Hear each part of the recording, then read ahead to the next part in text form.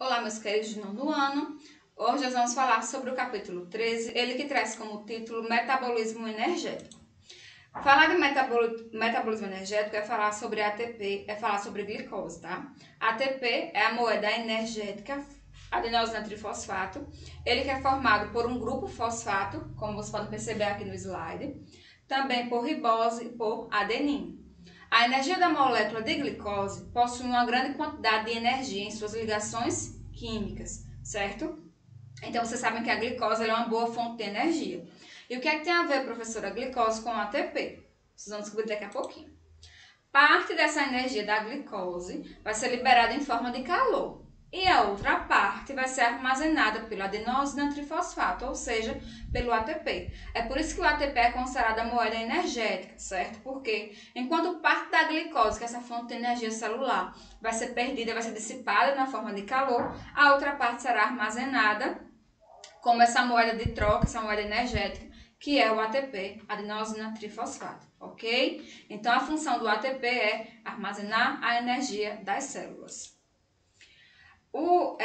Há uma classificação, e essa classificação vai ocorrer de acordo com a quantidade de fosfato daquela molécula. Por exemplo, existe a adenosina difosfato, que é o ADP, ela possui apenas 2 fosfatos, e também tem a adenosina monofosfato, que é o AMP, que possui apenas um fosfato. Mas a molécula que nos interessa por enquanto é o ATP, formado por um grupo trifosfato, por isso o ATP. Deu para compreender, né, galera? Aí nas ligações entre os íons, que a energia vai ser armazenada, dessa forma o ATP vai participar de inúmeras reações químicas. Ele vai poder armazenar ou fornecer energia naquela ligação química que ele está fazendo parte. A respiração celular e a fermentação vão produzir moléculas de ATP, ou seja, vão quebrar aquela glicose, e aquela glicose vai liberar um pouco de calor e também vai liberar esse ATP, que são essas moléculas energéticas. Então, aqui acontece, por exemplo, a absorção de gás e oxigênio. Essa absorção de gás e oxigênio vai ajudar na respiração celular. A respiração celular vai liberar gás carbônico e para que aconteça essa respiração celular é necessária energia, é necessário o ATP. Falando em respiração celular, certo? Ela vai ocorrer nas células dos seres vivos para a obtenção de energia retida nas ligações químicas entre os átomos da molécula de glicose. Essa respiração celular vai acontecer tanto nos vegetais, quanto nos animais, quanto nas bactérias. Foi ser vivo, realiza a respiração celular, certo? Por mais que aquele indivíduo tenha uma célula procariótica ou célula eucariótica, ele vai realizar a respiração celular. Vai mudar um pouquinho da célula procariótica para eucariótica, porque vocês sabem que a organela de respiração celular é a mitocôndria. E vocês sabem também que na célula procariótica, que é a célula mais simples, não apresenta mitocôndria. Então, essa respiração celular nas células procarióticas, ela vai acontecer no citoplasma, certo? Sem ter a presença da mitocôndria. Já nas células eucarióticas, essa respiração celular vai acontecer justamente na mitocôndria. Tranquilo, né? Então, só um esquemazinho para vocês aqui em relação à respiração celular nos vegetais. Vocês sabem que aqui é o cloroplasto, é a organela responsável, ajuda na fotossíntese, vai ter a captação da energia solar, também do gás carbônico, da água, certo? Com isso vai acontecer a fotossíntese que vai produzir a glicose e vai produzir também o gás oxigênio. Olha a glicose aí, e essa glicose, parte dela vai ser liberada, certo? Na forma de calor, e a outra parte, que é a energia química, vai ser armazenada na forma de ATP. Tranquilo, né, galerinha? Vamos lá. Esse processo inclui um conjunto de reações químicas, certo? As quais nos seres procariontes acontecem no citoplasma, porque vocês já sabem que eles têm células mais simples e sem mitocôndria. E nos eucariontes vai se iniciar no citoplasma e vai continuar nas mitocôndrias, ok?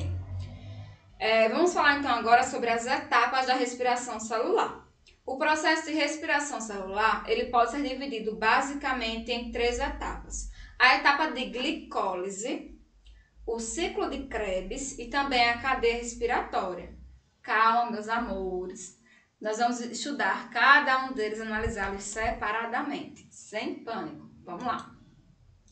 A glicólise, certo? Resumidamente, resumindo muito, é a quebra da glicose. Tranquilo, né? Glicólise, quebra da glicose. O ciclo de Krebs, ele vai ser o conjunto de reações que vão formar o gás carbônico, a água, certo? E também o nicotamina adenina-dinucleotídeo, que é o NADH2. Tranquilo, né? Então, o ciclo de Krebs vai ser o conjunto de reações químicas responsáveis por formar esses três elementos muito importantes aqui. Já a cadeia respiratória nada mais é do que a produção de moléculas de ATP. Então, a cadeia respiratória já vai estar ligada aí à respiração celular, certo? Vamos falar agora sobre a glicólise. Ela é o processo que se inicia com a ativação da molécula de glicose. Então, quando a molécula de glicose é ativada, começa o que chamamos de glicólise, tá? São adicionados a ela 2 íons fosfatos, o que vai gastar 2 moléculas de ATP. Tranquilo? Isso vai tornar a glicose mais instável. Por isso, ela vai se romper e vai produzir 2 moléculas de ácido pirúvico. Observem as reações químicas aqui, tranquilo? Repetindo para vocês. São adicionados à glicose 2 íons fosfatos, certo? Esses 2 íons fosfatos vão gastar 2 moléculas de ATP. Gastando essas moléculas de ATP, a glicose vai ficar instável. Quando ela fica instável, ela vai acabar se rompendo. Quando ela se rompe, ela vai produzir 2 moléculas de ácido pirúvico, ok? Nessa reação, que eu explico para vocês agora, são produzidos também 4 ATP. Portanto, o saldo final da glicólise é de 2 ATP. Por quê? Inicialmente, a glicose tinha 2 ATP. Quebrou, perdeu, usou 2 ATP, certo? Mas ela produziu mais 2. Então, automaticamente, produziu 4 ATP foram produzidos, mas esse período, né, essa parte da glicólise, gastou 2 ATP também. Totalizando, então, 2 ATP. Na glicólise, certo? Também há a liberação de hidrogênios que vão se unir aos demais, formando a nicotamina adenina dinucleotídeo. Mais hidrogênio. A glicólise é uma sequência de reações citoplasmáticas, ou seja, que acontece no citoplasma, certo? E é anaeróbica, ou seja, não vai precisar utilizar gás oxigênio. Então, essa é a parte dessa quebra de liberação de ATP que não vai utilizar gás oxigênio, por isso é anaeróbica. No entanto, as próximas etapas, que são o ciclo de Krebs e a respiração, certo? Vão utilizar o gás oxigênio disponível na célula para que elas possam ocorrer. As moléculas de ácido pirúvico resultantes da glicólise, que é esse processo que vocês viram agora, vão atravessar as membranas mitocondriais, ou seja, vão sair do citoplasma e vão passar para mitocôndria e vão chegar até a matriz mitocondrial. Nessa região, elas vão passar pelo processo de oxidação do piruvato, onde elas serão utilizadas na produção da molécula acetil-coenzima A, certo? Esse CoA, coenzima A, que participará do ciclo de Krebs, que é a nossa próxima etapa da respiração celular. Então, percebam que essas etapas elas são muito bem encaminhadas. Então, a glicólise faz a parte dela para poder encaminhar para a segunda etapa, que é justamente esse ciclo de Krebs. Falando no ciclo de Krebs, que eu não sei para vocês, mas quando eu falo toda vez ciclo de Krebs, eu lembro logo do Klebson. Na minha cabeça, quando eu falo o nome ciclo de Krebs, eu lembro do Klebson. Bora lá. O ciclo de Krebs possui esse nome, não é por conta do Klebson, tá? Mas é em homenagem a Hans Adolf Krebs, que recebeu em 1953 o Prêmio Nobel de Fisiologia por explicar a segunda etapa da respiração celular. Esse ciclo, que é o ciclo de Krebs, pode ser chamado assim ou pode ser chamado de ciclo do ácido cítrico, certo? Então, o ciclo de Krebs ele vai acontecer dentro da mitocôndria. Só para lembrar, a glicólise começa lá no citoplasma e começa ali a entrar na mitocôndria. O ciclo de Krebs ocorre dentro da mitocôndria. Esse ciclo ele vai ocorrer na matriz mitocondrial e vai consistir em 8 reações químicas que estão interligadas. Quando o ácido pirúvico entra na mitocôndria, ele vai reagir com a coenzima A, que é o CoA, tá? Produzindo gás carbônico. Além de produzir gás carbônico, ele produz também o NADH, que é a nicotamina, adenina de nucleotídeo. E também o acetil coenzima A. E então o ciclo se inicia com a reação da molécula de acetil coenzima A com o ácido oxalacético, ok? Em uma das reações, a energia liberada é utilizada para converter GDP, que é a guanosina de fosfato, em GTP. Olha a letrinha que muda aí, que é a guanosina trifosfato. O GDP é tão energético quanto o ATP. É por isso que vai acontecer essa transformação. Difere apenas, certo, na base nitrogenada, porque no GDP a base dele é guanina, tá? E não adenina, como no ATP. E pode ser utilizado pelas células como fonte de energia ou pode ser convertido, transformado em ATP, que é a adenosina trifosfato, ok? Assim, cada volta do ciclo de Krebs, a partir de um acetil coenzima A, formam-se duas moléculas de gás carbônico. Uma de GTP, que é o ATP, certo? E três de NADH, que é a nicotamina, adenina de nucleotídeo.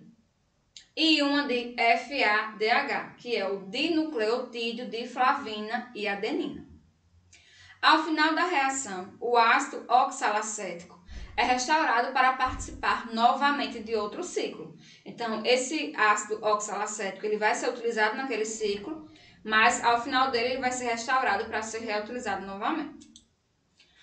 Nós falaremos agora não mais do ciclo de Krebs, e sim da cadeia respiratória ou fosforilação oxidativa, que é a nossa última parte aí das etapas, nossa última etapa.